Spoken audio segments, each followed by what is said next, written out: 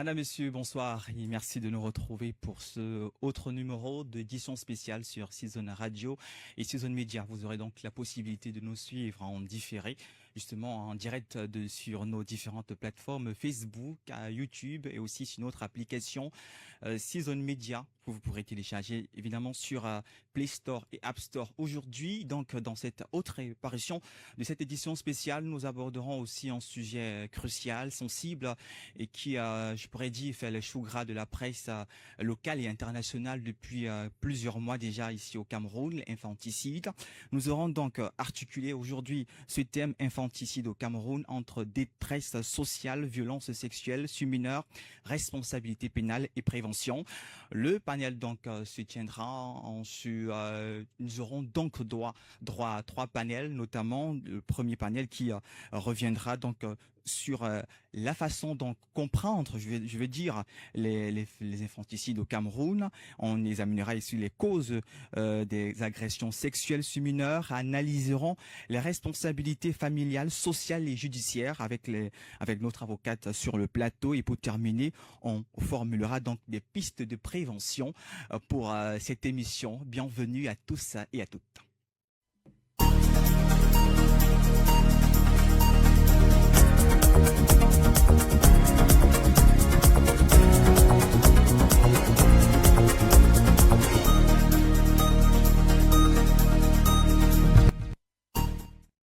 Rebonsoir donc pour ce premier panel, on reçoit sur ce plateau Maurius Tassep, pédopsychologue. Il va répondre aux questions. Bonjour et bienvenue. Bonjour Alphonse et bonjour à tous vos nombreux, je voudrais dire téléspectateurs, je sais pas si c'est comme ça qu'on appelle quand c'est en ligne. Et c'est un véritable plaisir d'être des vôtres. C'est ma grande première sur Season Media et c'est avec beaucoup de plaisir que j'ai répondu à votre invitation. Alors, on vous souhaite la bienvenue chez nous à Season Media. Et à côté de moi, on a Maître Sandrine Dika, avocate au barreau du Cameroun. Bonjour Maître. Bonjour, le plaisir est renouvelé. On saura donc que c'est pas la première participation Voilà. sur les plateaux de Season Media. Alors, avec vous, Maurius Tassep, on va donc essayer d'abord de comprendre justement les causes, je pourrais donc dire, ou alors les mécanismes d'infanticide. Mais qu'est-ce qui expliquerait donc aujourd'hui une multiplication des cas d'infanticide au Cameroun? Alors, je préfère tout de suite qu'on parle plutôt de facteurs explicatifs plutôt que de causes, parce qu'il y a plusieurs facteurs, il n'y a pas une cause directe, mais il y aura plusieurs facteurs qui vont se regrouper, qui vont se mettre ensemble pour pouvoir, pour qu'on parle d'infanticide. Et parlant d'infanticide, justement, je voudrais qu'on fasse le distinguo entre l'infanticide au sens premier du terme, c'est-à-dire la maman ou le papa qui ôte la vie, ôte la vie à son enfant, qui est un peu qui est également assez fréquent chez nous, même si ce n'est pas suffisamment documenté. Oui. Et les raisons là-bas sont certainement nombreuses, avec notamment les personnalités psychologiques tout perturbées ou encore notamment les problèmes de santé mentale, des dépressions postpartum et tout.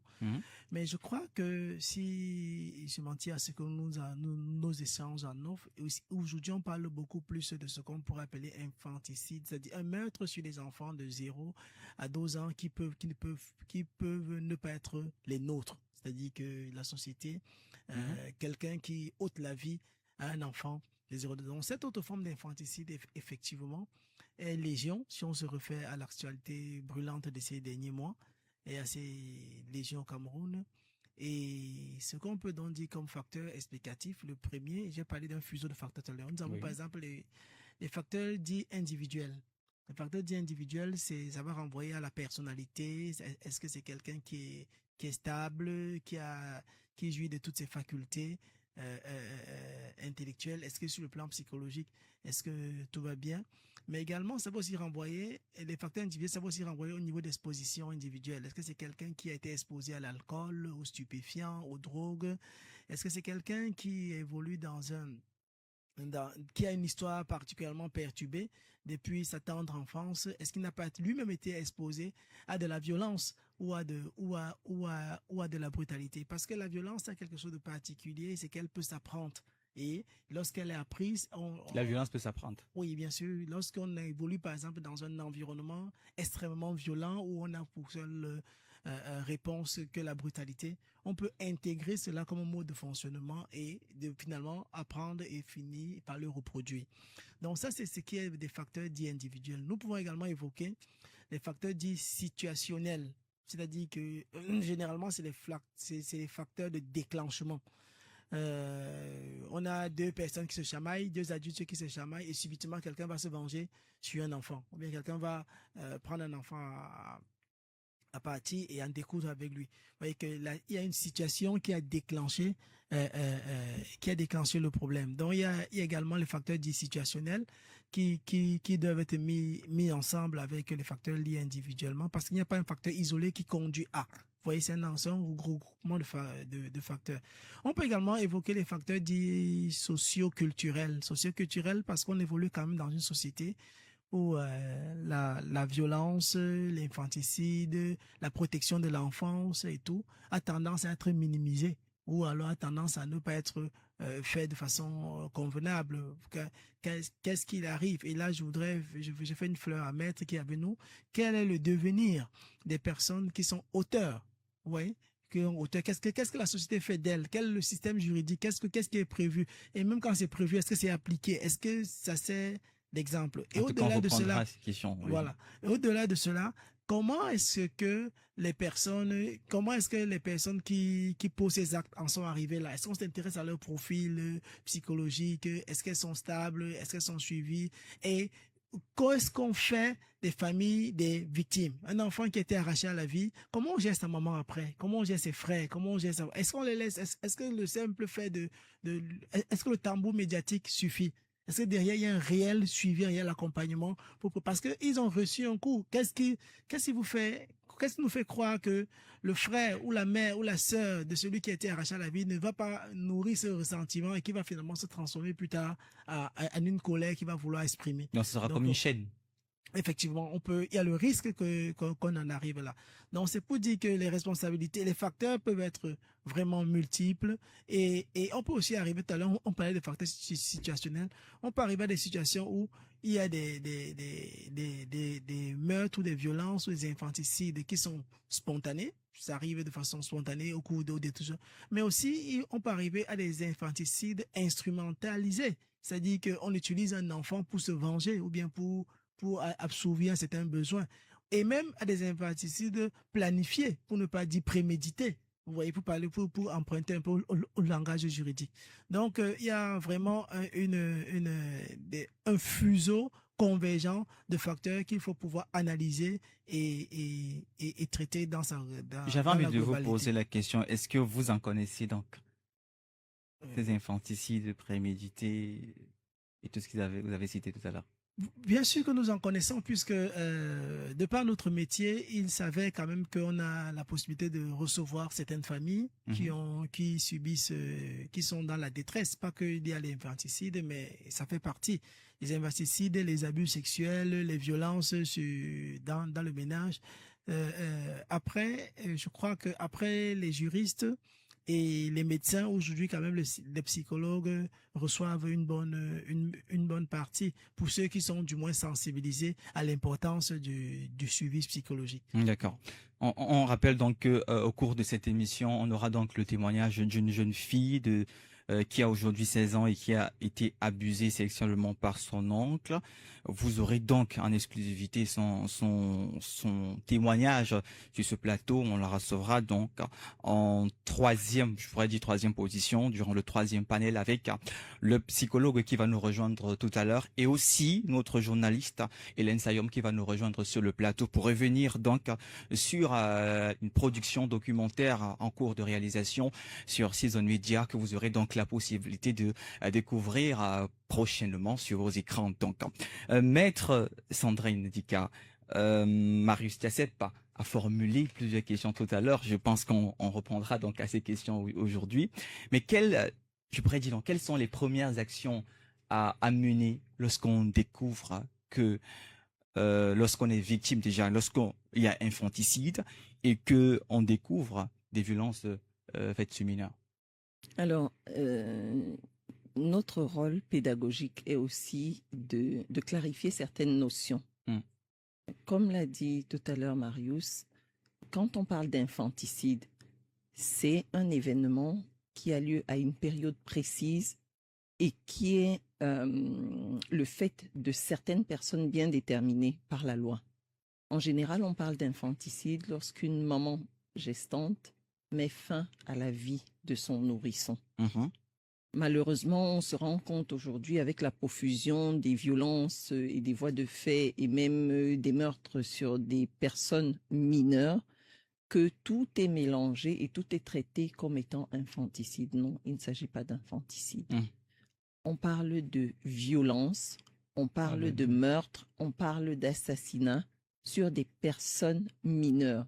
Et au Cameroun, en l'état actuel de la législation, une personne mineure, c'est un individu âgé de moins de 21 ans. La loi prévoit des circonstances aggravantes lorsque le mineur a moins de 16 ans. Ça veut dire concrètement que si on vous punit fort parce que vous avez commis des violences ou que vous avez porté atteinte à la vie d'un enfant de moins de 21 ans, la punition sera doublée parce que vous vous êtes attaqué à quelqu'un de moins de 16 ans. Ce qui nous amène à l'actualité aujourd'hui avec des enfants de 2 ans, 3 ans qui sont victimes tant de violences sexuelles que de voilà. Donc ça, c'est la première précision qu'il faut apporter et qui est importante parce que la qualification qu'on donne aux faits permet d'orienter vers quelle juridiction on va s'adresser pour obtenir réparation et pour faire punir la présumée coupable de la faute. C'est extrêmement important. L'autre chose qu'il faut savoir aussi, c'est que la société, une société digne de ce nom, une société qui se respecte, a des valeurs qu'elle protège. Et parce que l'enfant est l'avenir de toute nation, la première valeur sociale qu'on est censé protéger, c'est l'enfant. Parce que si les enfants sont malades, c'est toute la société de demain qui va être gangrénée. Pour ce faire, le législateur a prévu effectivement des manières de le saisir qui sont pas toujours formalistes, a prévu des modes d'action pour pouvoir constater des infractions qui sont faites sur des personnes qui ne sont pas en mesure de se défendre. Mais avant que le législateur ne vienne intervenir, il est important que chacun de nous sache, quelle que soit la religion, que le premier devoir que nous avons en tant qu'éducateurs, en tant que parents, est la protection de nos enfants. La protection commence dans la cellule familiale. Et pour ça, je suis désolée de le dire à ceux qui ne veulent pas l'entendre. Mais moi, quand un enfant me dit « on m'a fait ci », la personne que je crois, c'est l'enfant. Est-ce que vous pensez qu'on ne croit pas assez aux enfants? Non. Non.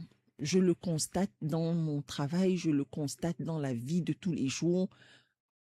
J'ai été outrée à plus d'une reprise quand un parent vient prendre à partie son enfant pour des choses que quelqu'un lui a racontées. Et pourquoi ne croyons pas aux enfants? Peut-être parce qu'on n'a pas été éduqué pour donner de l'importance à l'enfant. Mais il faut savoir que les enfants ne maquillent pas, ils ne brodent pas. Ce n'est pas absolu.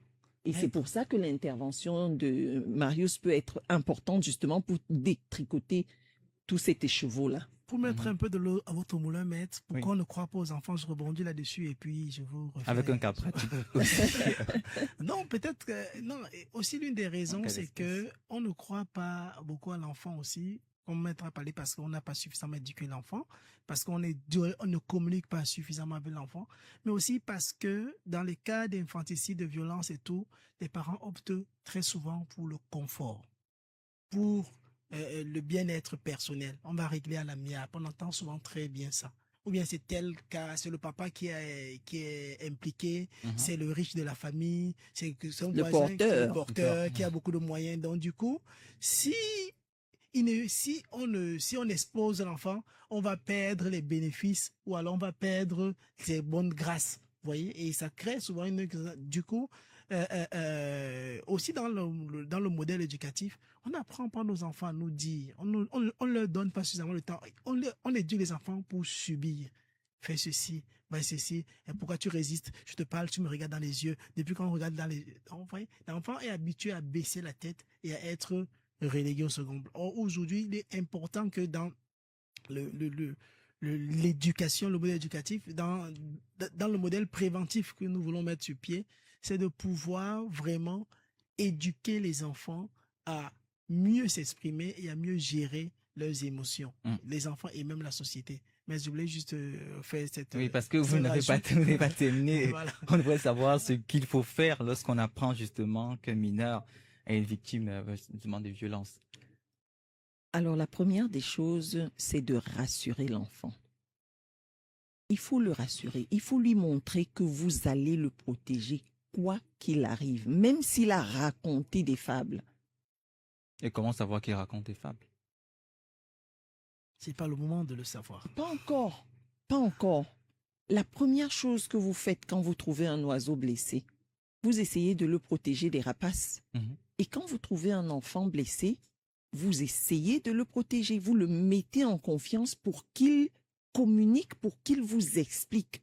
Malheureusement, on met tellement d'émotions qu'on a l'impression que parfois, c'est plus même les parents qu'il faut protéger quand un enfant est victime de violence que l'enfant lui-même. Il faut mettre l'enfant en confiance. Il faut l'amener vers des spécialistes qui auront suffisamment de recul pour avoir l'écoute et savoir de quoi il s'agit exactement. Avec la prolifération des réseaux sociaux et de tout ce qui est nouvelles technologies de l'information, on a l'impression que les enfants savent tout. Mais ce sont des enfants en fait. Parfois, ils ne savent même pas que c'est mal qu'on les touche ici ou là. La première chose que j'essaye d'enseigner à tous les enfants avec qui je suis en contact d'une manière ou d'une autre, c'est le côté sacré de son corps. Vous allez arriver dans des maisons et trouver des jeunes adolescents de 14-15 ans qui donnent le bain à un enfant de 1 an ou de 2 ans ou à un bébé. Or, ces personnes ont déjà des pulsions sexuelles et rien dans leur éducation ne les amène à se retenir devant un enfant. Et comme je vous ai dit, l'enfant, c'est vraiment... il exprime tout.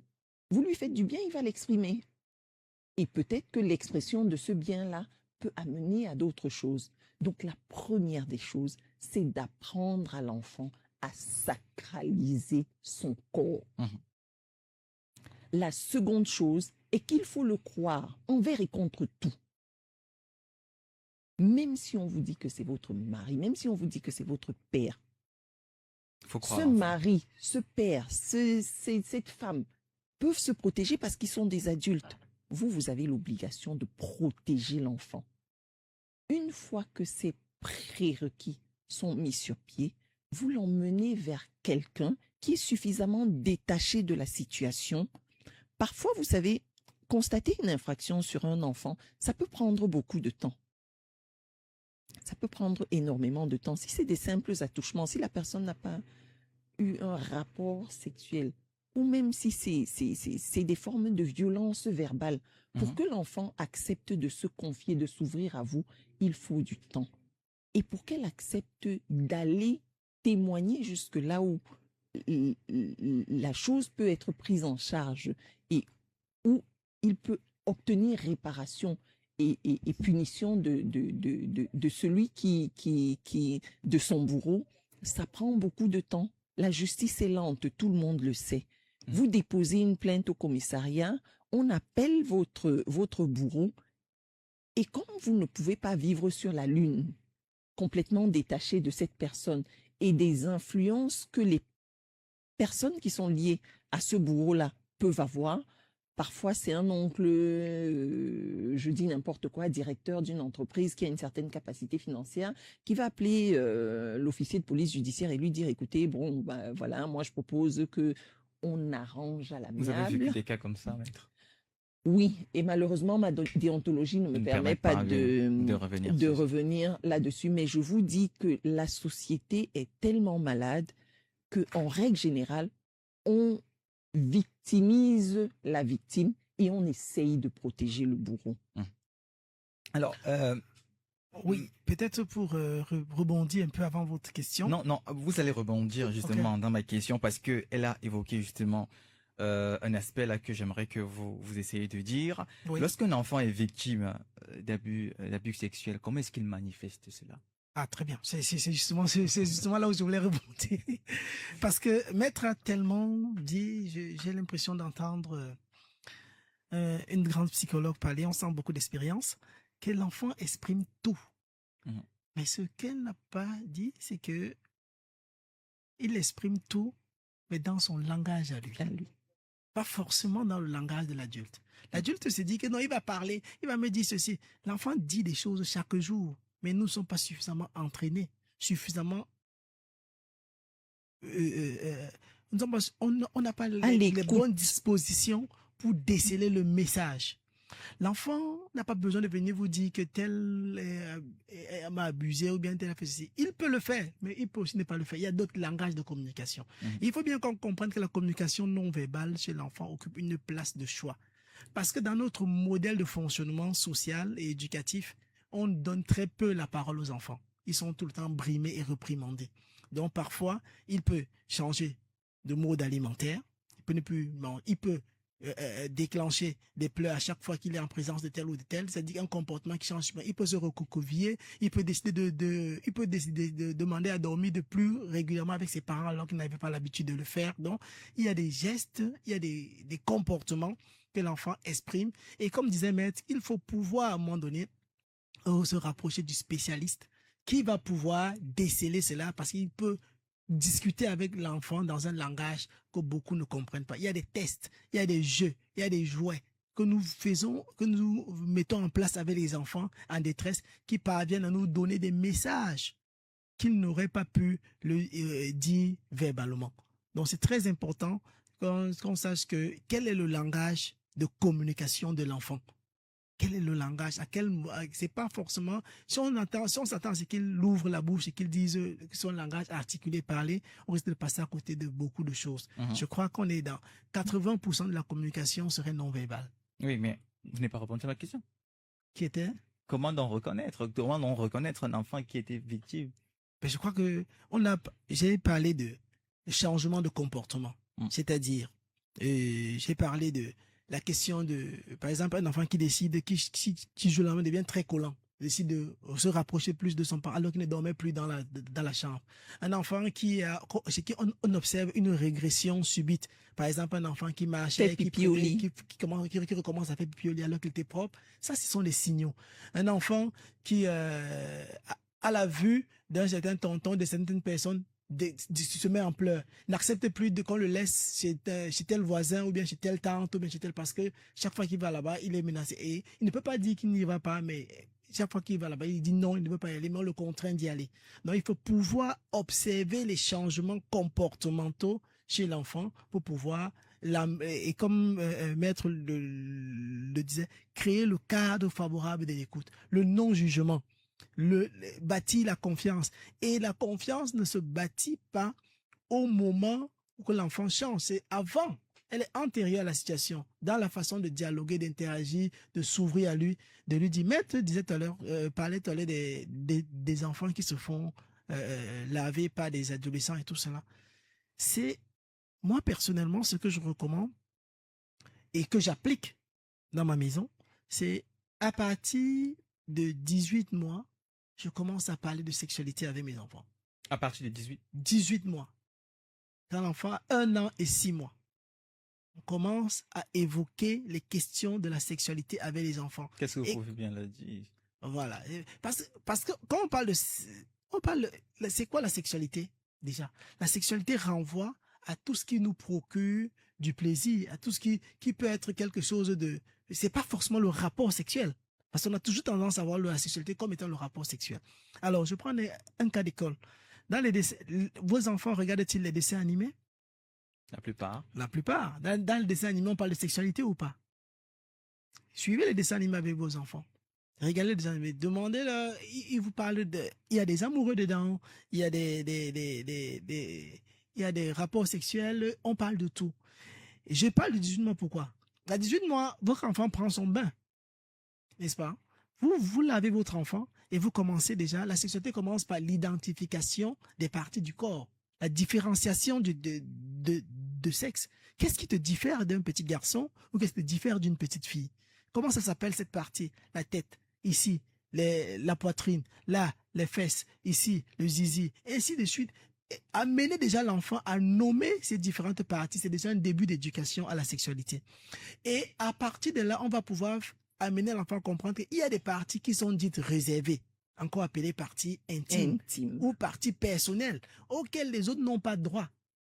Et elle parlait du bain tout à l'heure. Et j'invite les parents, lorsque vous lavez votre enfant de 18 mois, bon, 18 mois c'est peut-être, mais déjà de 2 ans, 2 ans et demi, ne touchez plus ces parties intimes. Apprenez à cet enfant à lui-même les laver. Vous mettez de l'eau, ça va prendre du temps, mais il faut de la disponibilité, il faut du temps pour l'éducation. Si vous laissez votre enfant à la merci de la rue va l'éduquer. Prenez du temps pour l'éduquer. Comment on lave son postérieur? Comment on lave ses parties intimes? Pourquoi on appelle ça partie intime? Vous verrez que, et au fur et à mesure qu'on grandit, on va adapter le langage. Ça, c'est chez les tout petits. Plus ils vont grandir un peu, on va voir, vous voyez quand même qu'il y a des parties du corps qui ont besoin de 2 vêtements. Alors qu'il y en a d'autres qui ont un seul. Quand on prend la poitrine, on met un soutien à l'intérieur avant de porter le vêtement. Quand on prend les fesses, on met un slip avant de porter la culotte, avant de porter le pantalon. Pourquoi? Parce que c'est des parties c'est des images qu'on peut utiliser pour illustrer dans l'éducation de nos enfants sur la protection de leurs parties intimes. D'accord, maître, il y a maître avec moi, mais merci Marius Assep. On va prendre donc cette courte pause pour passer à la deuxième partie de cette émission. Découvrez une toute nouvelle façon d'exister avec Season Media, votre appli préférée. Des programmes riches, variés et engagés au plus près du Cameroun et de l'Afrique d'aujourd'hui. Focus Sport, toute l'actualité sportive de la semaine en un seul rendez-vous. Résultats, analyse, coup de cœur et coup de gueule. Chaque vendredi à 15h. The Interview, un face-à-face, sans fil avec les acteurs majeurs de la scène politique et économique. Des questions franches, des réponses directes. À 19h, ne manquez pas votre bimensuel. True Talk, entre femmes, on se dit tout. Des échanges sincères, inspirants et sans tabou sur les sujets qui comptent. True Talk, la parole au féminin sans détour. Chaque samedi à 10h30. Reportages exclusifs, articles fouillés, analyses en direct. Partout où ça se passe, nos journalistes sont sur le terrain. Et si chacun de nous devenait un acteur du changement? Découvrez Citizen Time, l'émission qui vous apprend les réflexes citoyens et les gestes qui sauvent. Citizen Time, votre rendez-vous mensuel à 13h. Des infos, des débats, de la culture et de l'énergie. C'est tout ça, Season Media. Téléchargez dès maintenant l'application et restez connectés au Cameroun et à l'Afrique qui bouge. Découvrez une toute nouvelle façon d'exister avec Season Media, votre appli préférée. Des programmes riches, variés et engagés au plus près du Cameroun et de l'Afrique d'aujourd'hui. Focus Sport, toute l'actualité sportive de la semaine en un seul rendez-vous. Résultats, analyse, coup de cœur et coup de gueule. Chaque vendredi à 15h. The Interview, un face-à-face, sans fil avec les acteurs majeurs de la scène politique et économique. Des questions franches, des réponses directes. À 19h, ne manquez pas votre bimensuel. True Talk, entre femmes, on se dit tout. Des échanges sincères, inspirants et sans tabou sur les sujets qui comptent. True Talk, la parole au féminin sans détour. Chaque samedi à 10h30. Reportages exclusifs, articles fouillés, analyses en direct. Partout où ça se passe, nos journalistes sont sur le terrain. Et si chacun de nous devenait un acteur du changement? Découvrez Citizen Time, l'émission qui vous apprend les réflexes citoyens et les gestes qui sauvent. Citizen Time, votre rendez-vous mensuel à 13h.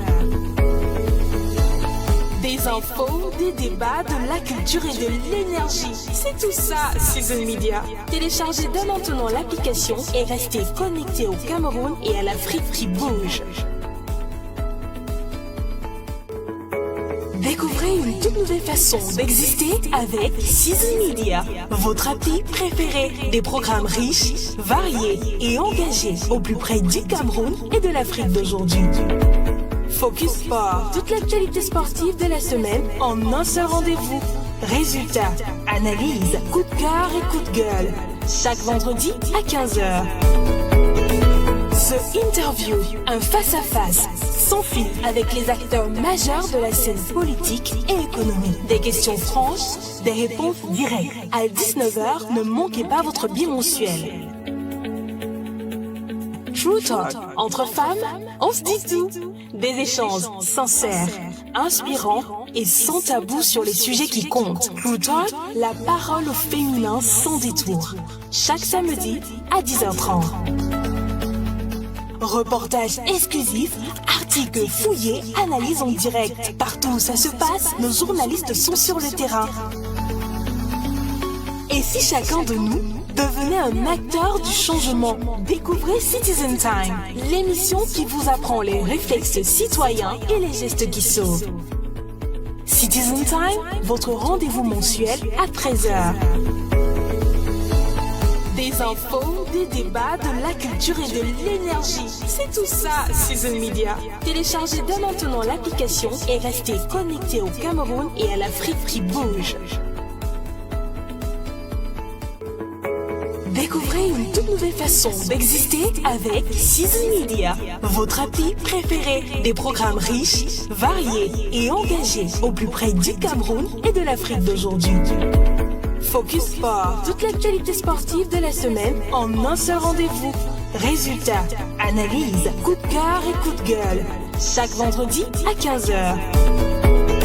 The Interview, un face-à-face, sans fil avec les acteurs majeurs de la scène politique et économique. Des questions franches, des réponses directes. À 19h, ne manquez pas votre bimensuel. True Talk, entre femmes, on se dit tout. Des échanges sincères, inspirants et sans tabou sur les sujets qui comptent. True Talk, la parole au féminin sans détour. Chaque samedi à 10h30. Reportages exclusifs, articles fouillés, analyses en direct. Partout où ça se passe, nos journalistes sont sur le terrain. Et si chacun de nous devenait un acteur du changement? Découvrez Citizen Time, l'émission qui vous apprend les réflexes citoyens et les gestes qui sauvent. Citizen Time, votre rendez-vous mensuel à 13h. Des infos, des débats, de la culture et de l'énergie. C'est tout ça, Season Media. Téléchargez dès maintenant l'application et restez connectés au Cameroun et à l'Afrique qui bouge. Découvrez une toute nouvelle façon d'exister avec Season Media, votre appli préférée. Des programmes riches, variés et engagés au plus près du Cameroun et de l'Afrique d'aujourd'hui. Focus Sport, toute l'actualité sportive de la semaine en un seul rendez-vous. Résultats, analyse, coup de cœur et coup de gueule. Chaque vendredi à 15h. The Interview, un face-à-face, sans fil avec les acteurs majeurs de la scène politique et économique. Des questions franches, des réponses directes. À 19h, ne manquez pas votre bimensuel. True Talk, entre femmes, on se dit tout. Des échanges sincères, inspirants et sans tabou sur les sujets qui comptent. True Talk, la parole au féminin sans détour. Chaque samedi à 10h30. Reportages exclusifs, articles fouillés, analyses en direct. Partout où ça se passe, nos journalistes sont sur le terrain. Et si chacun de nous devenait un acteur du changement? Découvrez Citizen Time, l'émission qui vous apprend les réflexes citoyens et les gestes qui sauvent.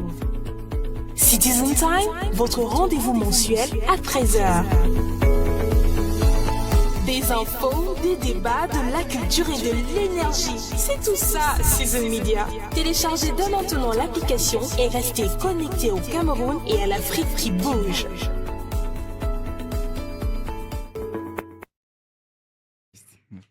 Salut. Alors, retour sur ce plateau, madame, monsieur, bonsoir encore pour ceux qui viennent de nous rejoindre actuellement. Nous sommes dans cette édition spéciale infanticide, violence faites sur mineurs. Et le terme de ce soir donc est détresse sociale, violence sexuelle sur mineurs, responsabilité pénale et prévention. Alors, deux personnes nous ont rejoints sur ce plateau. Nous avons Hélène Sayom, journaliste à Season Media et rédactrice en chef. Bonsoir. Bonsoir Alphonse Queen, bonsoir à nos chers invités. Merci d'avoir répondu à notre invitation. Merci à tous les internautes. Alors, je reviens vers toi tout à l'heure et face à toi, il y a le professeur Djengwe, psychopathologiste. Il a insisté là-dessus. Bonsoir et merci d'avoir honoré cette invitation. Merci à vous pour l'invitation. Alors, Hélène, actuellement, tu travailles sur un documentaire infanticide, violence faite sur mineurs.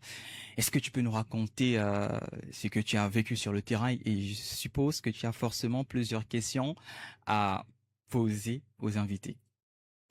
Alors, Season Media travaille sur un autre documentaire dans le cadre d'une série, d'une rubrique que nous avons qui s'appelle Society, qui s'intéresse donc aux phénomènes sociaux. Nous avions un premier documentaire dans cette rubrique qui s'appelle le documentaire porte sur la prostitution et nous avons donc parcouru les rues de la ville et du pays pour parler de ce phénomène. Et ce deuxième documentaire parle des violences sur mineurs en général. Comme Maître l'a dit tout à l'heure, des infanticides, il y a des cas, mais après il ne faut pas qu'on se mêle les pédales en ce qui concerne le langage. Donc oui, il y a des meurtres d'enfants de leur propre mère, il y a des meurtres d'enfants par des étrangers, il y a des violences et il y a des viols. Alors ce que je peux constater, du moins ce que je peux déduire jusque-là, c'est que s'il faut noter chaque cas de violence sur mineurs, je pense que ce documentaire fera peut-être 2 à 3 semaines, rien qu'à regarder, je ne dis pas à produire. Cela va bientôt faire 1 an que nous travaillons dessus. Et au fur et à mesure que nous travaillons, nous avons un nouveau cas avec une toute autre perspective. Comme je disais, des cas de meurtre d'enfants sont répartis sous plusieurs facettes. Lorsque la violence sur l'enfant n'est pas effectuée par une personne de son entourage, c'est par le parent, c'est à l'école, c'est de façon mystico-compliquée, on va dire ça comme ça. On a un peu beaucoup de cas de figure. Ce sont des tragédies qui laissent des douleurs innommables dans les familles, qui traumatisent les familles. Ce sont des événements que ces familles n'oublieront jamais. Ce sont des cas qui vont pousser peut-être à la vengeance, dans certains cas de figure que nous avons vus, et qui risque de ruiner des personnes sur des générations. Je le dis parce que nous arrivons dans des familles où vous imaginez un meurtre d'enfant par son propre parent, son père. Un homme qui décide d'en finir avec la vie de ses 2 filles pour une histoire d'argent. Et dans cette famille-là, s'ils ont si on leur a demandé de garder le silence et de ne pas réagir, si le père de famille a essayé de calmer les cœurs, si traditionnellement on a demandé à tout le monde de rester tranquille, je peux vous dire que dans les cœurs, c'est de la rancœur et ça va se répertorier sur la durée. Marius en parlait même tout à l'heure. Oui, ça va se répertorier sur la durée. Ailleurs, il y a des personnes qui ont juste perdu goût à la vie. Par exemple, à Yaoundé, il y a plusieurs cas. Ils ont perdu goût à la vie. Il y a la psychose désormais. Vous avez d'autres enfants. Si vous aviez plusieurs enfants et que c'est un qu'on arrachait à la vie, vous avez peur d'envoyer le dit enfant à l'école. Vous avez peur d'envoyer le dit enfant à la boutique. Vous avez peur de vous en séparer. Il y a beaucoup de traumas. Ce que je constate, c'est l'assistance psychologique après cas n'est pas toujours effective. Après violence, ce n'est pas toujours présent. Et au-delà des parents, de l'enfant, il y a le voisinage et autres. C'est surtout cette partie-là.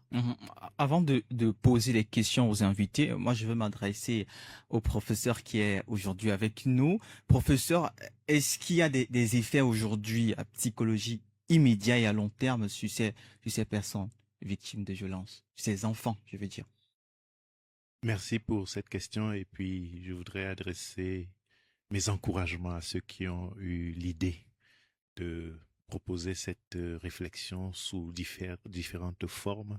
Celle du documentaire, déjà, je crois que ça a le mérite d'être un support de sensibilisation et d'éducation qui peut avoir une disponibilité quasi permanente et donner l'occasion à ceux qui loupent peut-être une émission comme celle-ci, c'est une forme, elle a son utilité aussi. Mais à travers le documentaire, c'est un vrai support de formation, un support pédagogique et un support aussi pour inspirer même la recherche et une réflexion plus approfondie. Donc, tous mes encouragements là-dessus. Concernant la question que j'ai oubliée, c'était quoi déjà la question? La question est, est-ce qu'il y a des effets immédiats ou à long terme sur ces personnes? D'accord. Sur ces enfants, je veux dire. Donc, les effets de toute violence, parce que là, on parle de violence sexuelle, n'est-ce pas? Et puis des infanticides, mais toute violence laisse des empreintes, laisse des traces. Et donc, les violences peuvent être émotionnelles, verbales, et sous-estimées parce qu'on dit que ça n'est qu'un mot, n'est-ce pas? Et il y a un proverbe africain, Mossi, d'Afrique de l'Ouest, qui dit qu'on peut guérir d'un coup d'épée, mais on peut ne pas survivre à un coup de langue. Donc la langue peut blesser au point de tuer, et cette douleur, cette mort, c'est quelque chose quand même d'irréversible. Et la blessure du coup d'épée peut peut-être laisser des traces, des cicatrices, mais on peut y survivre parfois. Dans les deux cas, il s'agit quand même de violence, si c'est possible d'éviter.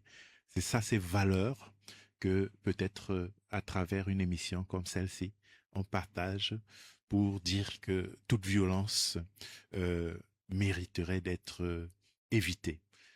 Et est-ce que celle dont nous parlons aujourd'hui laisse des traces immédiates, des traces à moyen ou long terme?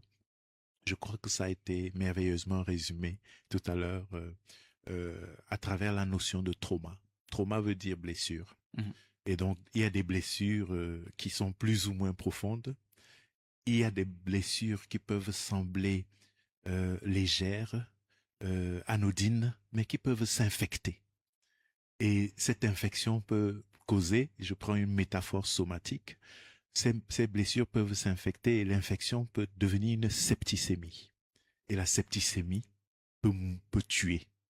Donc vous voyez, donc il n'est pas question de minimiser ou de sous-estimer une violence parce que la façon de l'interpréter, qui peut être un peu légère, peut cacher un risque de complication, un risque mortel, que ce soit sur le plan physique et maintenant, a fortiori, sur le plan émotionnel et sur le plan psychologique. Est-ce qu'un enfant exposé à des violences verbales ou des violences physiques peut développer, du fait de ces violences-là, des séquelles psychologiques, des séquelles organiques? La réponse, c'est oui. Ça peut être dans l'immédiat, et même si les violences n'étaient pas profondes au sens physique du terme, les séquelles, par exemple dans les violences émotionnelles, les violences verbales, c'est qu'on pourra observer dans l'attitude, dans le comportement, dans les interactions de l'enfant, des problèmes peut-être de concentration, des problèmes de sommeil, des problèmes d'appétit, des problèmes de retrait ou de repli sur soi, et donc les interactions, les jeux qui caractérisent l'insouciance infantile, ça va être aboli de manière rapide et immédiate. Donc on peut voir ça chez l'enfant. On peut voir des choses qu'on interprète parfois comme étant des maladies, des plaintes, ou des caprices, par exemple des douleurs abdominales, l'enfant qui a mal au ventre tout le temps, ou des problèmes de transit intestinal. Là, ça va conduire peut-être jusqu'au pédiatre pour ne rien constater au sens habituel du diagnostic médical. D'accord. Voilà. D'accord. Alphonse, si tu le professeur. permets, j'ai une question. Oui, mais j'aimerais que tu poses toutes tes questions après, Oui, si oui. tu le permets. J'ai juste une question, s'il te plaît. Quand on parle des cas de violence sur mineurs, de viol et autres, on se concentre généralement sur le prisme de l'enfant, la personne qui subit, de la victime. Mhm. Moi, j'aimerais qu'on parle un peu du bourreau. Est-ce que c'est possible de comprendre quels sont les mécanismes qui poussent une personne à arriver jusque-là? Est-ce que c'est possible qu'une personne qui a ce genre de pulsion puisse en guérir? Nous pensons à condamner ce qui est logique. Voilà, il n'y a rien à dire sur le fait qu'on condamne une personne qui commet des actes ignobles sur un enfant. Mais est-ce qu'on peut détecter? Est-ce qu'il y a possibilité de prévenir? Est-ce qu'il y a possibilité de voir, voici une personne qui a des comportements suspects pouvant conduire à la violence sur un enfant? Est-ce que c'est possible que cette personne en guérisse? Est-ce que c'est possible qu'il y a des cellules comme ça dans des hôpitaux? Et lorsque un médecin est face à ce genre de cas, est-ce qu'il peut dévoiler le secret médical? Il y a au moins 2 questions dans votre question. C'est ce que je m'apprêtais à dire, mais je pense que, professeur, vous allez répondre à cette question totalement. Je vais m'adresser à Maître Sandrine Dika. Vous avez dit tout à l'heure que c'est vrai, votre profession ne permet pas à ce que vous reveniez sur certains cas pratiques, mais aujourd'hui, les violences faites sur mineurs, on pourra dire, c'est un phénomène qui a pignon sur rue au Cameroun. Mais est-ce que vous, en tant qu'avocate, vous avez assisté à des scènes où on essaie de protéger le bourreau que la victime? Alors, il y a 2 choses. Quand l'événement survient, les autres ont l'habitude de dire que l'émotion est nègre et la raison est hélène. Quand l'événement survit, tous les esprits sont échauffés et on a envie d'en finir avec le bourreau.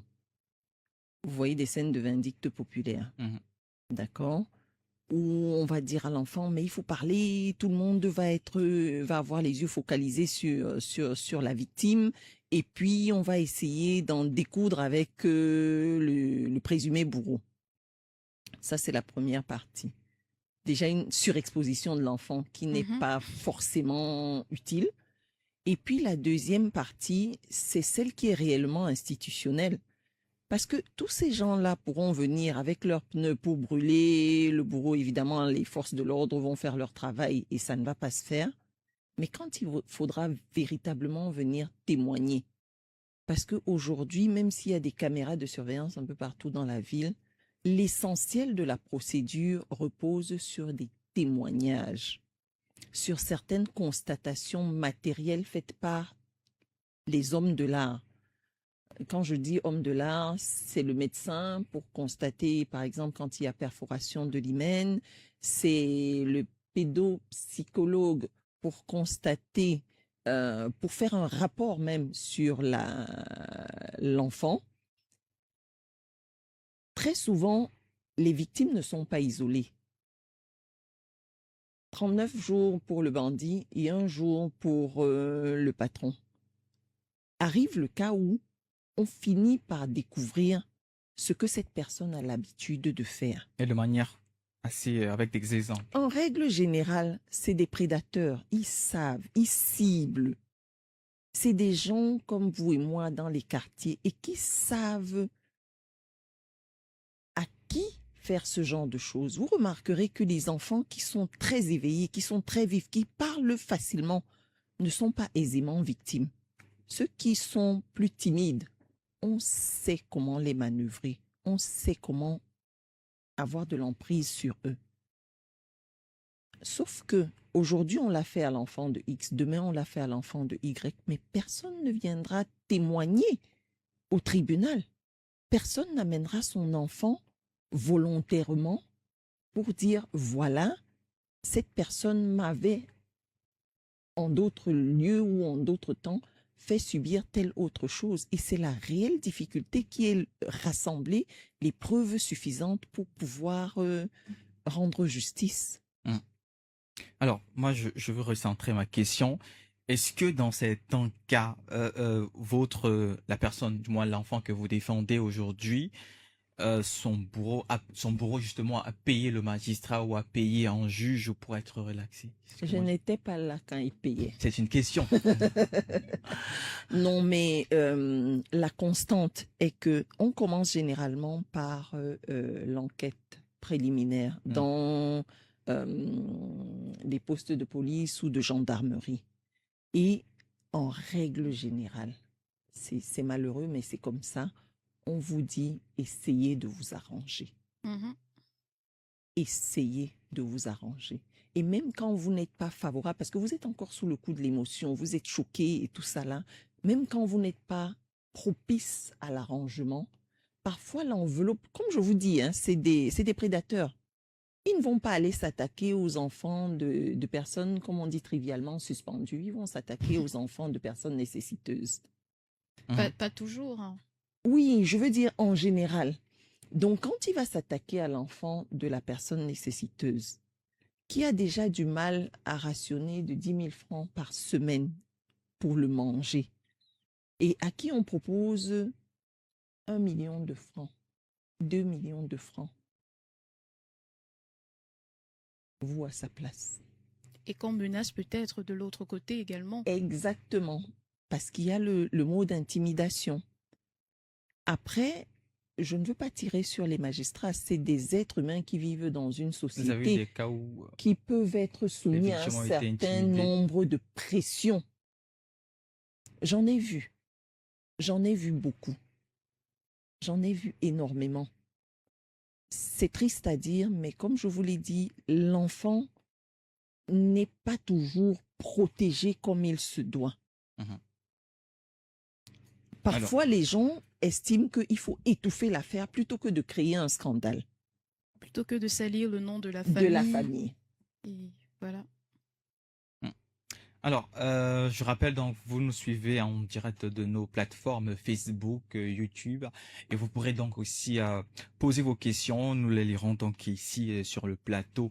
On poursuit dans cette émission avec Hélène. Tu avais plusieurs questions. Je vois que déjà tu en as posé 2 dans une question. Oui, en fait, toutes les questions tournent autour du même sujet. Comment se forme un prédateur? Comment est-ce qu'on devient le prédateur?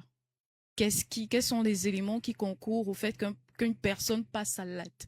Parce que j'ose croire naïvement que même dans les esprits les plus perturbés, c'est évident que faire du mal ou essayer d'entretenir des rapports sexuels avec un enfant, ça doit forcément ne pas paraître logique là-haut. Donc, mais qu'est-ce qui pousse la personne à passer à l'acte? Et dans des cas plus récents, nous avons vu des prédateurs qui documentaient même leurs actions. Donc, il avait à sa disposition plusieurs élèves dont il abusait.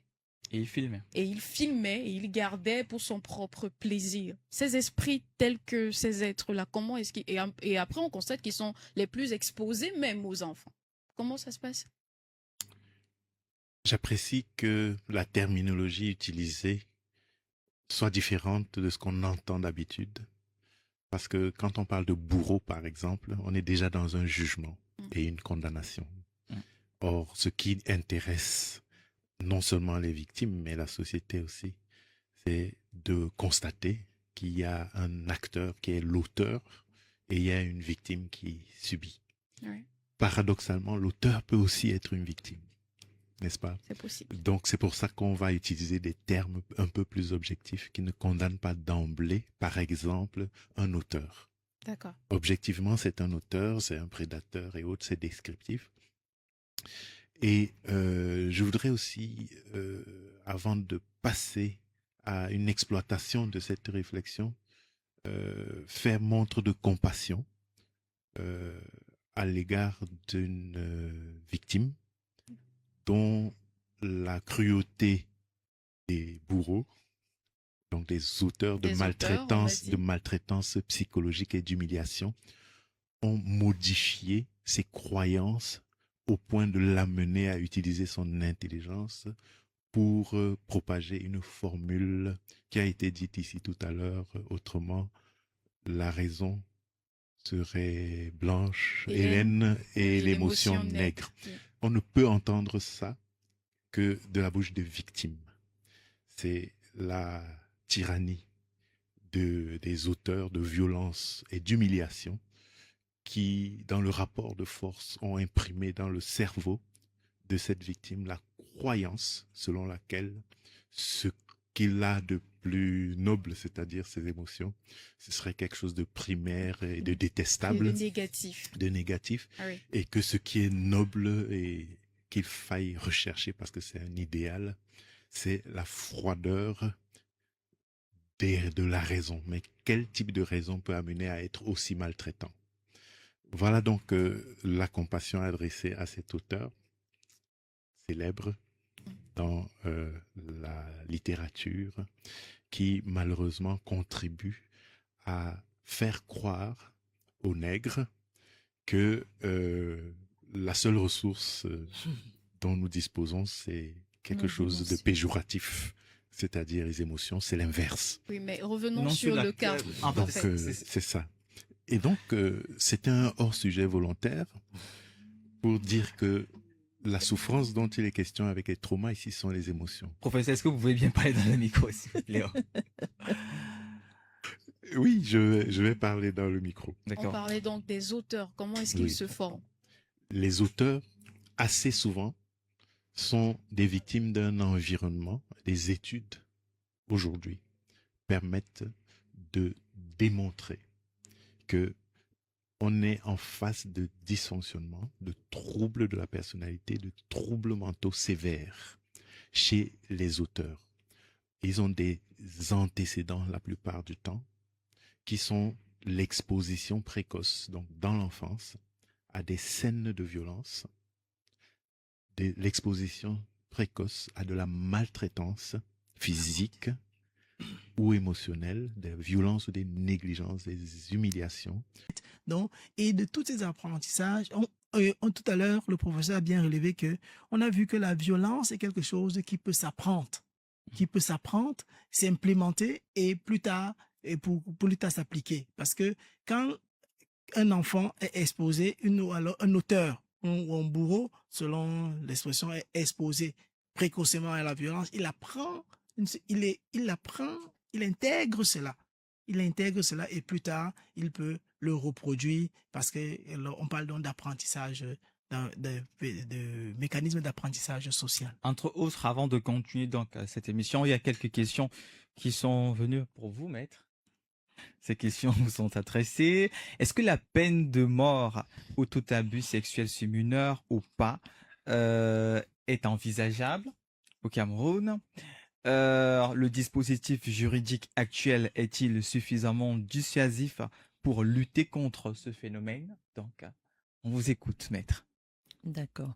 La peine de mort n'est pas abolie au Cameroun. Il faut déjà le savoir. Mmh. Le code pénal prévoit encore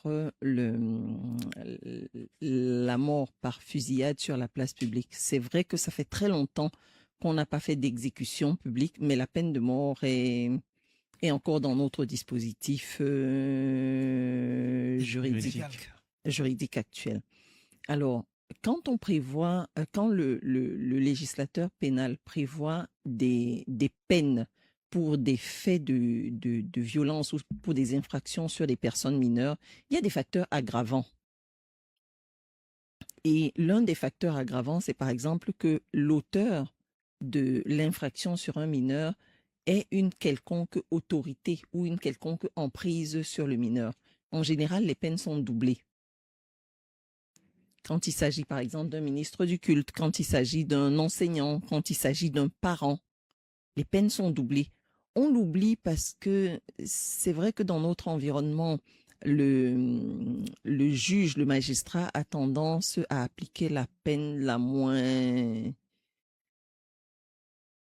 élevée, en tenant compte de tous les facteurs dont nos deux experts psychologiques et psychiatriques ont parlé tout à l'heure.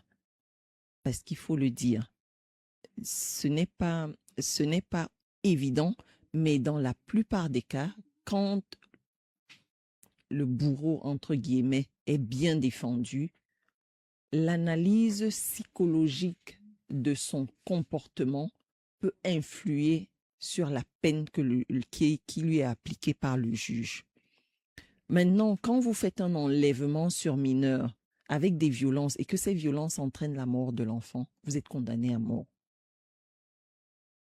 Vous pouvez être condamné soit à la peine à perpétuité, donc à vie, soit condamné à mort. Mais comme je vous l'ai dit, ça fait très longtemps que le Cameroun n'a pas fait d'exécution, n'a pas exécuté des peines de mort. Mhm. Peut-être que dans l'entendement des gens, quand on tue une personne, il faut répondre par la mort, mais ce n'est pas toujours l'entendement du législateur.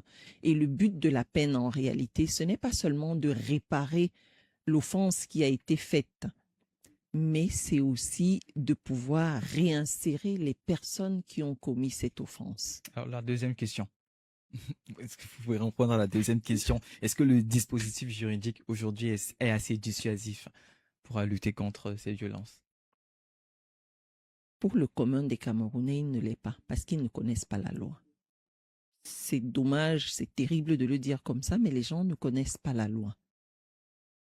Maintenant, est-ce que les mécanismes de prise en charge et de répression de l'infraction permettent d'empêcher que ce soit fait? Non. Il y a beaucoup de failles dans notre système. Je vous donne un exemple. Vous avez un enfant qui a été attouché. L'enfant n'a pas encore la capacité pour saisir le juge, donc c'est le parent qui va devoir le faire. Lequel parent est souvent obligé de se débattre dans les problèmes alimentaires. Il faut qu'il dépose une plainte. Heureusement, notre système judiciaire est tel que on ne vous demande pas d'être allé à Oxford ou à Harvard. Vous venez, vous allez voir un officier de police judiciaire dans une unité de police ou de gendarmerie et vous dites dans vos mots ce qui s'est passé. Le problème commence à se poser quand, à l'enquête préliminaire, on vous dit on va confronter. Vous avez un problème. Votre enfant a été violenté. Et on vous dit qu'on va confronter votre enfant à la personne qui est susceptible d'avoir exercé des violences. Des fois, par crainte, l'enfant se rétracte. Les parents abandonnent. Quand vous venez même vous plaindre, la prise en charge n'est pas immédiate. Et ça, je fais un clin d'œil à la situation qui fait l'actualité en France en ce moment. Quand vous déposez une plainte dans une unité de police ou de gendarmerie, des fois, il faut 1 semaine ou 2 semaines ou même 1 mois pour coter le dossier à un enquêteur. Il faut qu'il ait du temps pour vous écouter. Il faut que vous ayez du temps pour aller à cette unité, vous faire entendre votre enfant. Et une fois qu'on organise les confrontations, dans la plupart des cas, parce que les gens, quand ils sont victimes de quelque chose, ils s'attendent à une réparation immédiate. Mais je vous garantis que pour obtenir justice, ça peut vous prendre 10 ans. Et personne n'a cette patience. Les gens vous diront au bout d'un moment, bon, écoutez, l'émotion qu'a suscité l'événement étant passé, après, derrière, il y a les audiences à gérer. Il y a les modes de preuve à apporter. Notre système, comme dans la plupart des systèmes gréco-romains, est encore trop lourd pour la répression et pour la prise en charge de la victime. Taux d'édition spéciale avec pour thème infanticide et violences sexuelles faites sur mineurs au Cameroun, entre détresse sociale, violences sexuelles sur mineurs, responsabilité pénale et prévention. Madame, Monsieur, c'est la 3e partie donc de cette émission. Vous avez l'occasion de nous suivre sur nos différentes plateformes Facebook, YouTube et sur notre application que vous avez la possibilité de télécharger sur Play Store et App Store. Alors, notre invité spécial nous a rejoint sur ce plateau. Il s'agit d'une fillette aujourd'hui âgée de 16 ans qui a été sexuellement abusée par son oncle. Nous l'avons ici. Elle témoignera sur anonymat. Déjà, bonsoir. Bonsoir. Merci d'avoir accepté de répondre à nos questions. Est-ce que tu peux revenir sur ton histoire, comment ça a commencé? Quand mon père partait nous laisser au village avec mes soeurs et frères, moi j'ai dormi avec mes soeurs et mon oncle. Mon oncle montait sur moi. Il me demandait les conneries. Il me montrait les stupides choses dans son téléphone. Parfois, il me demandait souvent de monter sur lui. Et là, tu avais quel âge à cette époque? 9 ans. Comment est-ce que tu as fait pour savoir après que tout ce qu'il te demandait de faire est mauvais?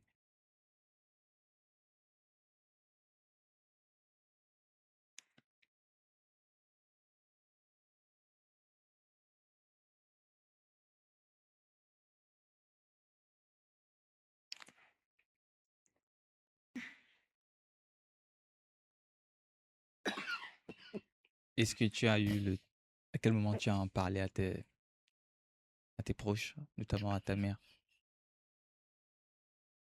Parce que quand mon oncle appelait souvent, il me demandait que personne ne m'a touché. C'est pour ça que j'ai dit à ma mère. Il se rassurait Oui, si personne ne t'a touché. oui. Touché dans quel sens?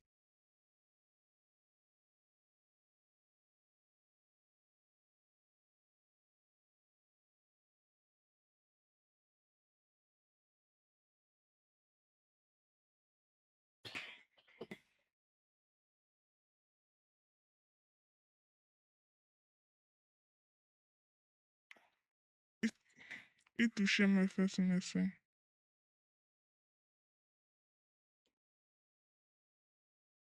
Est-ce qu'aujourd'hui, tu es encore en contact avec ton oncle?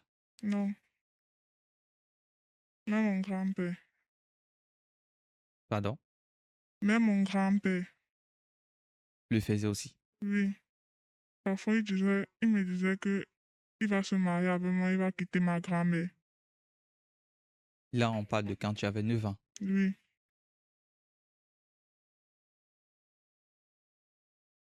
Et comment tu as fait pour quitter le village? J'ai dit à ma mère que je pas plus là-bas. C'était pendant les vacances quand elle est venue te rendre visite. Oui. Et qu'est-ce que ta mère a fait? Ma mère, tout ce que moi je disais, elle me faisait tout confiance. Mon père, il croyait qu'il mentait parce que c'était son fils. Quand il dit que c'est mon grand-père, il ne me croit pas.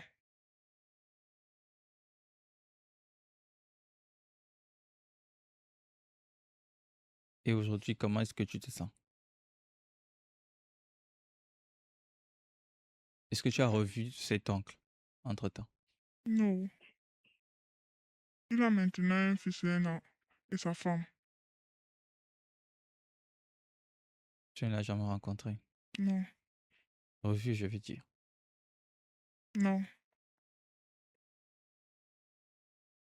Entre-temps,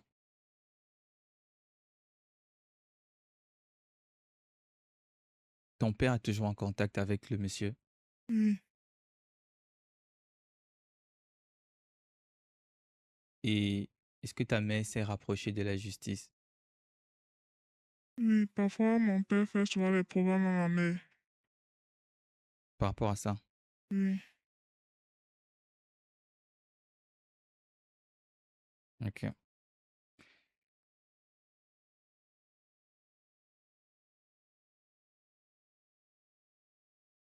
Qu'est-ce qui est le plus difficile aujourd'hui?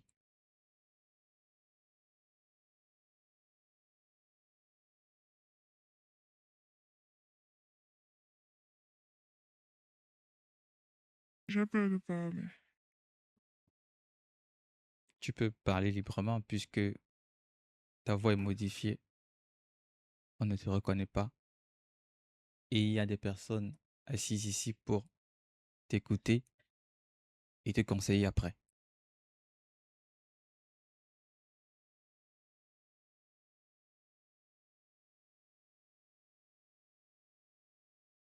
Est-ce que tu comprends? Oui, Là, est-ce que tu peux nous parler maintenant?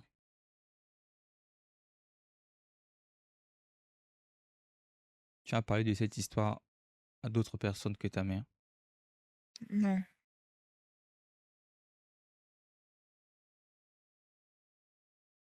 Pourquoi?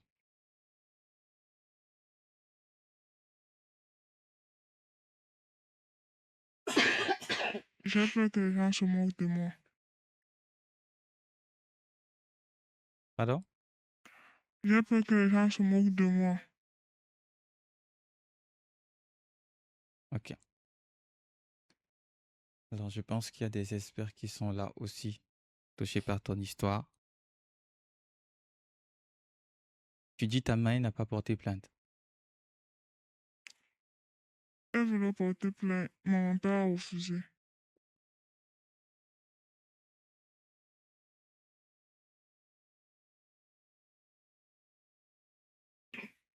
Alors, maître, c'est fréquent. Dans nos sociétés aujourd'hui, parce qu'on estime que la valeur à protéger, c'est la cohésion familiale et sociale au détriment de l'enfant qui, d'après les adultes, peut affabuler ou créer des histoires.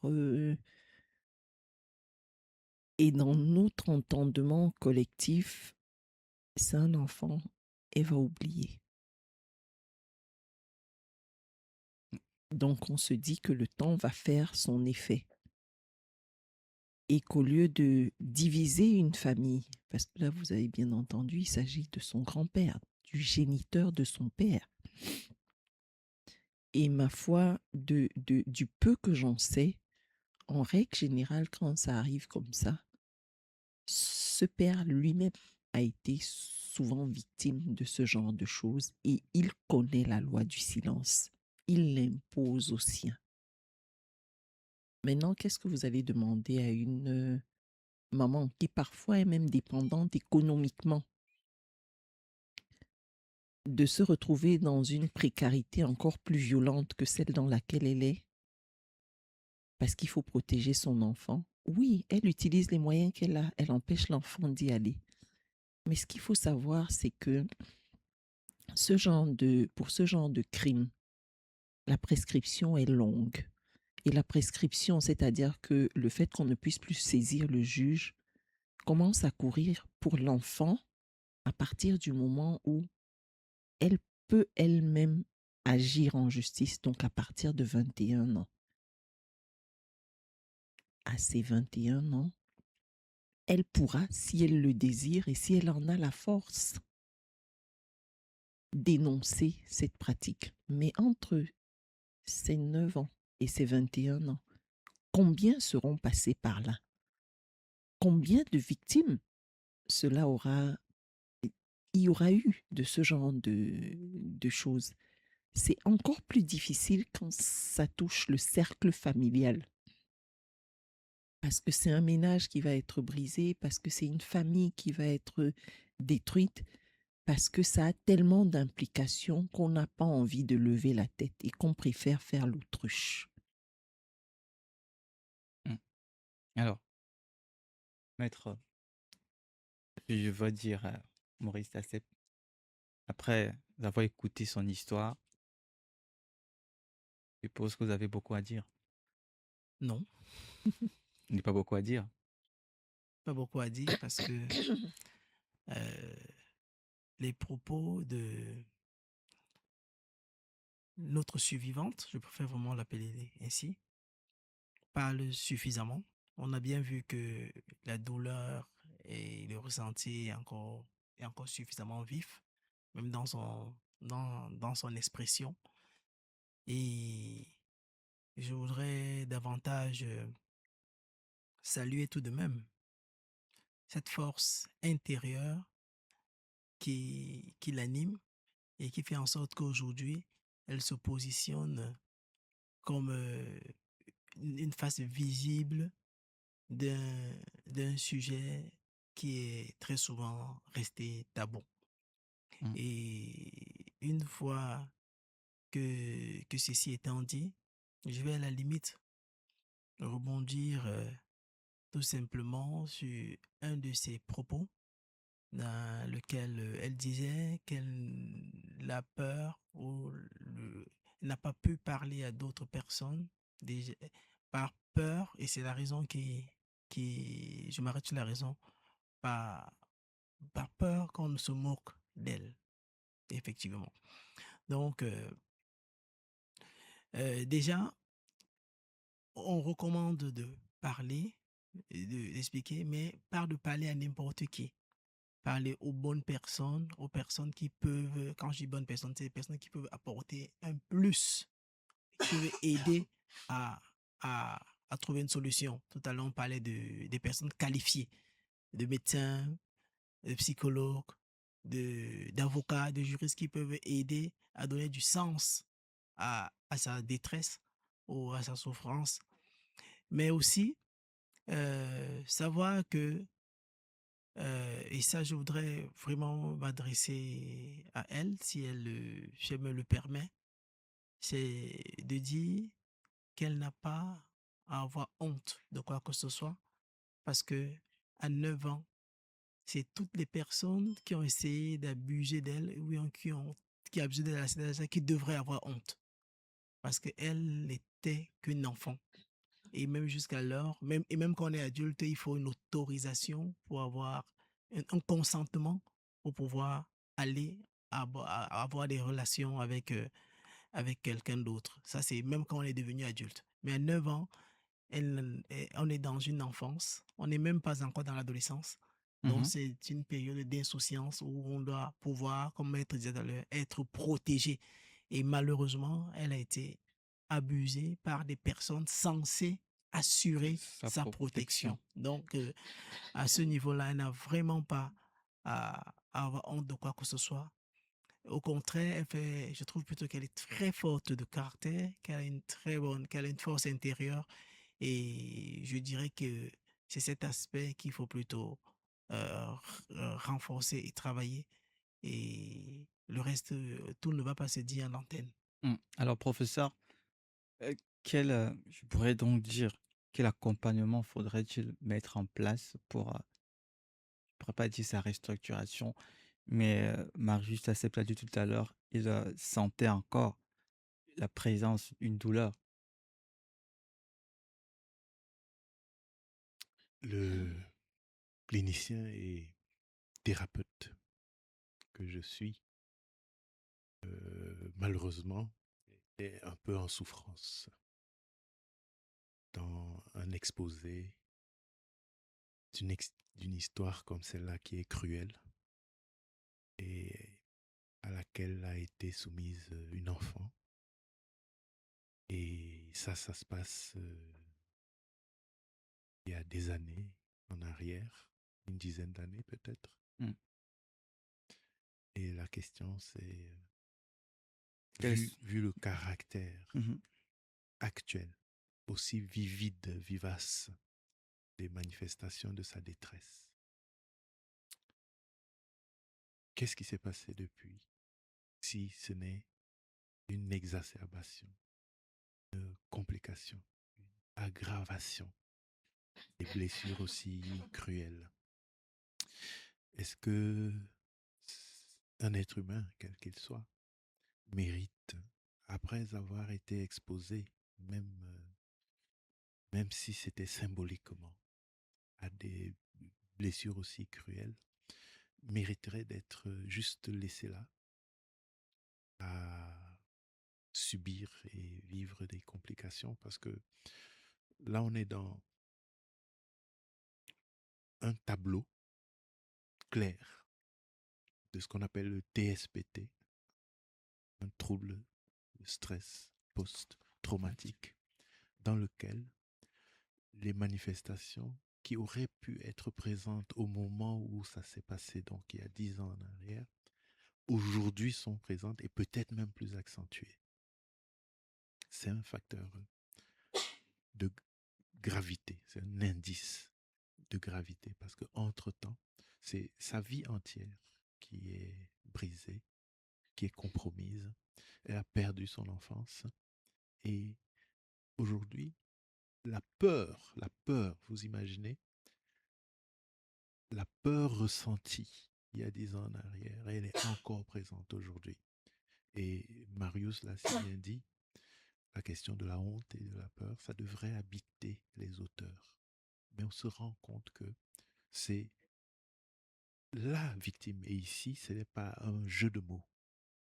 La victime, c'est elle qui n'a pas la capacité, ne s'autorise pas, n'a pas la possibilité de s'afficher, d'avoir une vie qui lui appartient, dont l'agression et la prise d'otage de sa liberté par rapport à ces actes-là. Et je me demande, au-delà maintenant de ce qui nous incombe en tant que clinicien, en tant que thérapeute, c'est-à-dire agir dans l'immédiat, et les parents peut-être devraient être invités, au-delà bien sûr de tout ce qui est sur le plan judiciaire avec les enquêtes, de restaurer le plus rapidement possible le potentiel de bien-être et la vie pour cet enfant, pour que son avenir ne soit pas compromis. Mais quelles sont les erreurs qu'ils commettent le plus, des parents, sans s'en rendre compte? Ça a été dit, c'est que Maître l'a dit, c'est les tabous sociaux et familiaux, et puis on protège peut-être la réputation, la dignité de la famille, alors qu'il y a une vie